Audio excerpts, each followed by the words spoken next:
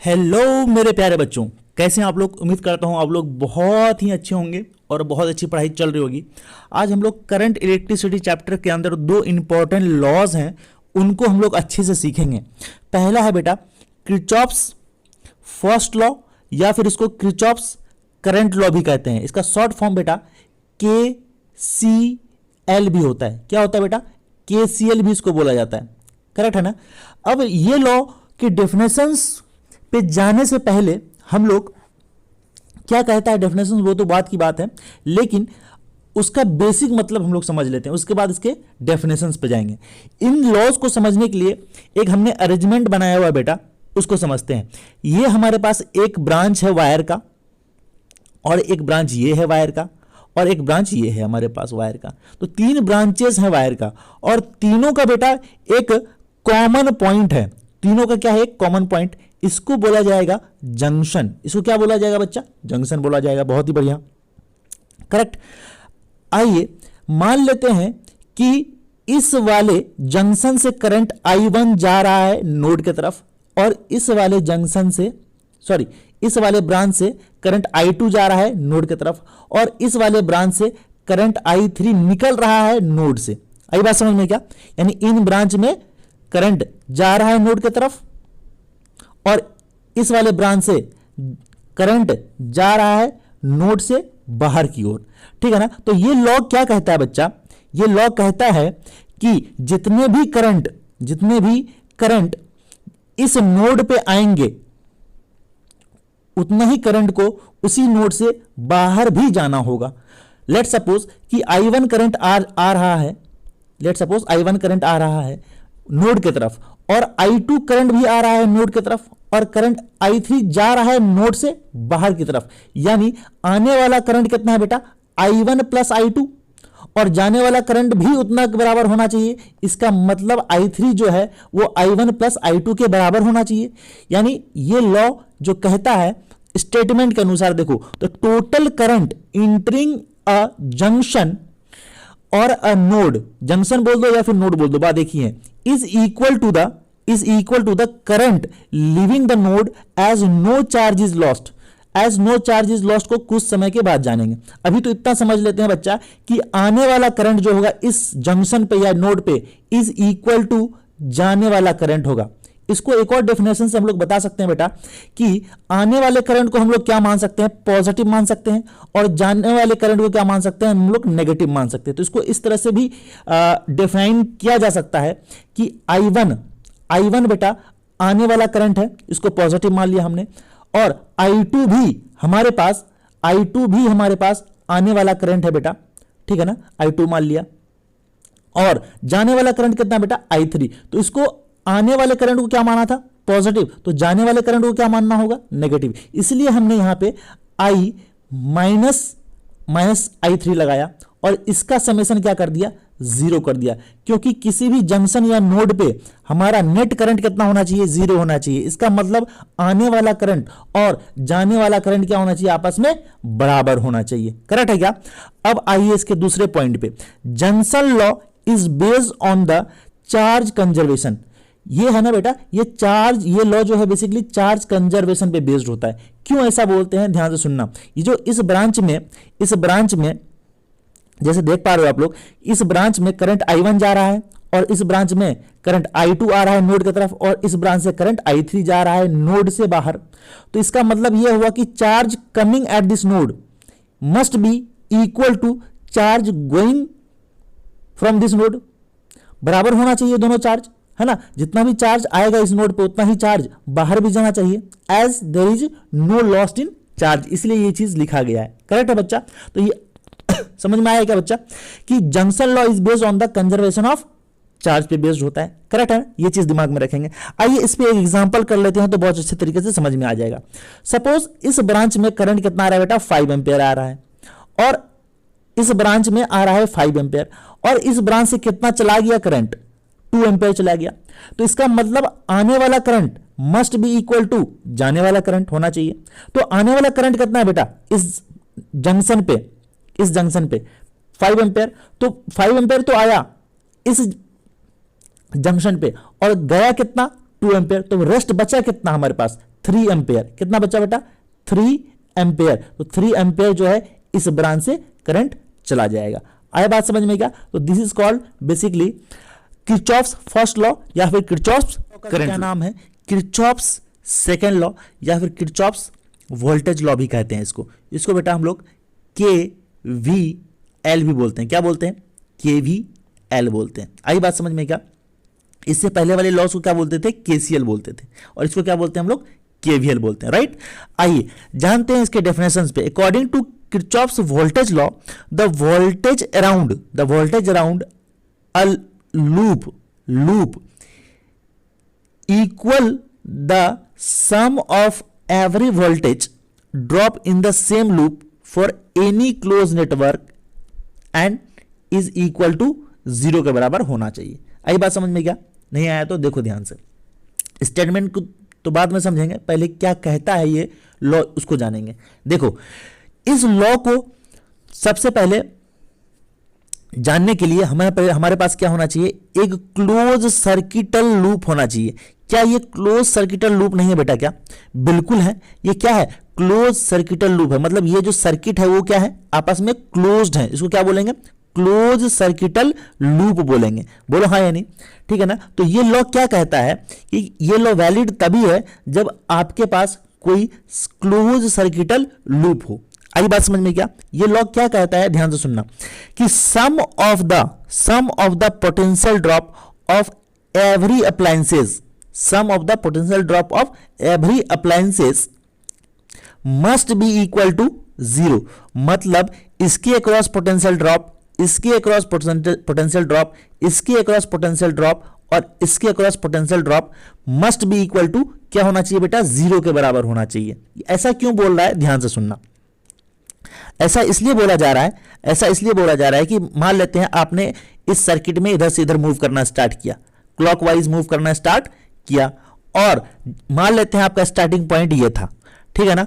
Starting point से आपने clockwise में इस तरह से मूव करना स्टार्ट किया, है ना, और उसी पॉइंट पे आप फिर से पहुंच गए, तो आपका चेंज इन पोटेंशियल कितना होगा? Change in potential is equal to 0, क्योंकि मान लेते हैं इस पॉइंट पे आपका कुछ ना कुछ पोटेंशियल रहा होगा इस पॉइंट पे, और घूम फिर के आप उसी पॉइंट पे आ जा रहे हो। इसका मतलब चेंज इन पोटेंशियल कितना है आपका? 0 है। इसी वजह से ऐसा कहा गया कि in an close circuital loop potential drop across every appliances must be equal to 0 के बराबर होना चाहिए। केवीएल का मतलब यही है। आई बात समझ में क्या? आइए अब इस पोटेंशियल ड्रॉप को निकालेंगे कैसे, वो सबसे इंपॉर्टेंट है। हमारे पास 2 नियम है, एक तो रेजिस्टेंस के लिए नियम है और दूसरा हमारे पास बैटरीज के लिए नियम है। देखो रेजिस्टेंस में सबसे पहले रेजिस्टेंस में जानेंगे कि अगर आपका करंट इस डायरेक्शन में फ्लो हो रहा है लेफ्ट टू राइट, इसका मतलब ये हुआ कि ये आपका हायर पोटेंशियल पे है और ये आपका लोअर पोटेंशियल पे। ऐसा इसलिए हो रहा है क्योंकि करंट फ्लो करता है हायर पोटेंशियल से लोअर पोटेंशियल, ठीक है ना। और आप जा रहे हो लूप में, मान लें कि आप जा रहे हो लूप में, इधर जा रहे हो आप, ठीक है ना, किधर जा रहे हो आप? इस साइड जा रहे हो, यानी लेफ्ट टू राइट जा रहे हो। मतलब हायर पोटेंशियल से आप किधर जा रहे हो? लोअर पोटेंशियल जा रहे हो। तो इसका मतलब इसका जो ड्रॉप आएगा बेटा, इसका जो चेंज आएगा, ड्रॉप मतलब चेंज जो आएगा इसका, ठीक है ना, वो पॉजिटिव आएगा कि नेगेटिव आएगा? वो बेटा बेसिकली नेगेटिव आएगा। क्या आएगा बेटा? नेगेटिव आएगा। नेगेटिव इसलिए आएगा, देखो ध्यान से, क्योंकि आप हायर से लोअर जा रहे हो, तो आपका फाइनल क्या हो गया? लोअर, और इनिशियल क्या था आपका? हायर। तो चेंज फाइनल माइनस इनिशियल होता है, यानी लोअर माइनस हायर, तो क्या आएगा हमारा? नेगेटिव आएगा। इसका मतलब आपका पोटेंशियल क्या आएगा? माइनस आई आर आएगा। क्या आएगा बेटा? Minus I R. ये तभी आएगा जब आप हायर पोटेंशियल से लोअर पोटेंशियल की ओर मूव करोगे। ये कैसे पता चलेगा? ये पता चलेगा करंट के डायरेक्शन से। अगर आप करंट के डायरेक्शन में ही मूव कर रहे हो तो रेजिस्टेंस के अक्रॉस पोटेंशियल ड्रॉप कितना आएगा? माइनस आई आर आएगा। बहुत बढ़िया, बहुत सुंदर। आइए अब आगे चलते हैं कि अगर आप उसके डायरेक्शन में मूव ना करो, उसके करंट के अपोजिट डायरेक्शन में मूव करो, तो फिर आपका पोटेंशियल ड्रॉप कितना आएगा? वो आएगा बेटा आई इंटू आर के फॉर्म में। आई इंटू आर के फॉर्म में। ये कैसे हो रहा है भाई साहब? देखो ध्यान से, करंट का डायरेक्शन किधर है? Left to right. इसका मतलब ये हो गया आपका हायर और ये आपका हो गया लोअर। आप जा किधर रहे हो? लोअर से हायर जा रहे हो। किधर जा रहे हो? लोअर से हाइयर जा रहे हो। इसका मतलब आपका फाइनल क्या हो गया, हाइयर, और इनिशियल क्या है, लोअर। तो चेंज क्या आएगा, पॉजिटिव या नेगेटिव, पॉजिटिव आएगा। इसी वजह से यहां इसका पोटेंशियल ड्रॉप क्या आया, पॉजिटिव IR आया। आया बात समझ में क्या, ठीक है ना। इसी वजह से आपका क्या आया, पॉजिटिव IR आया, ठीक है ना। अब हम लोग बैटरी के केस में जानते हैं बेटा, किसे केस में जानते हैं, बैटरी के केस में जानते हैं। बैटरी के केस में क्या होगा कि आप जो है इस डायरेक्शन में अगर मूव कर रहे हो, ठीक है ना, अगर इस डायरेक्शन में मूव कर रहे हो और करंट भी इसी डायरेक्शन में है, ठीक है ना, तो पॉजिटिव टर्मिनल आपका ये हो गया और नेगेटिव टर्मिनल आपका ये हो गया। तो आपका जो पोटेंशियल ड्रॉप आएगा वो बेटा पॉजिटिव ई आएगा। कितना आएगा, पॉजिटिव ई आएगा, पॉजिटिव ई आएगा, ठीक है ना।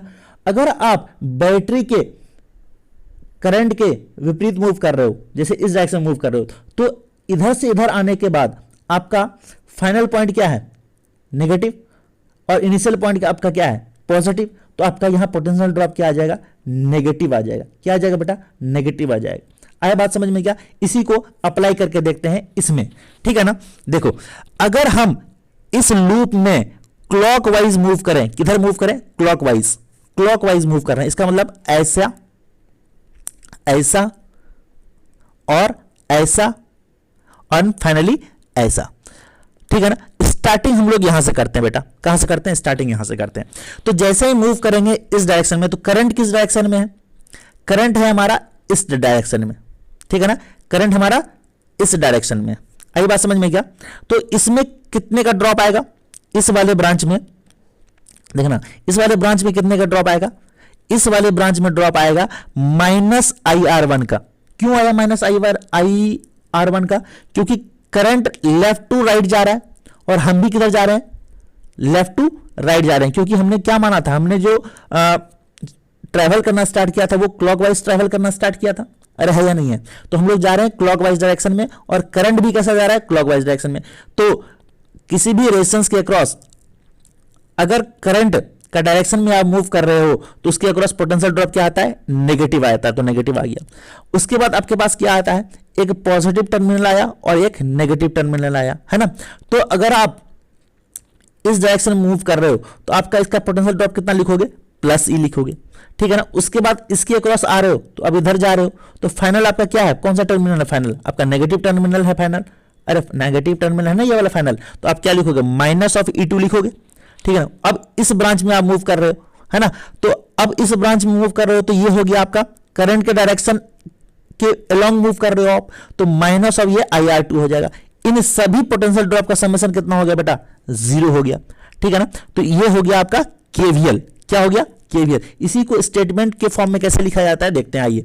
The voltage around a loop equals the sum of every voltage drop in the same loop for any closed network and equal to 0। मतलब कहने का अर्थ वही हुआ कि आप किसी भी क्लोज सर्किट में मूव करो एक पॉइंट से फाइनली वही पॉइंट तक, तो जितने भी अप्लायंसेस आएंगे उसके अक्रॉस जितने भी पोटेंशियल होंगे, जितने भी पोटेंशियल ड्रॉप होगा, सबका समेशन क्या होगा बेटा, वो 0 के बराबर होगा। आई बात समझ में क्या।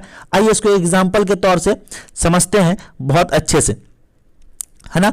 अच्छे से एग्जाम्पल के तौर पे इसको समझते हैं। एग्जाम्पल दिया हुआ हमारे पास, एक पोटेंशियल ड्रॉप लगा हुआ है कितना, 20 वोल्ट का, और एक रेजिस्टेंस लगा हुआ है 3 ओम का, और दूसरा रेजिस्टेंस कितना है 20 ओम का, सॉरी 2 ओम का, एंड एक बैटरी लगा हुआ है 5 वोल्ट का। करंट इसमें फाइंड आउट करना है। क्या करना है, करंट आपको फाइंड आउट करना है, ये करंट आपको फाइंड आउट करना है यूजिंग KVL।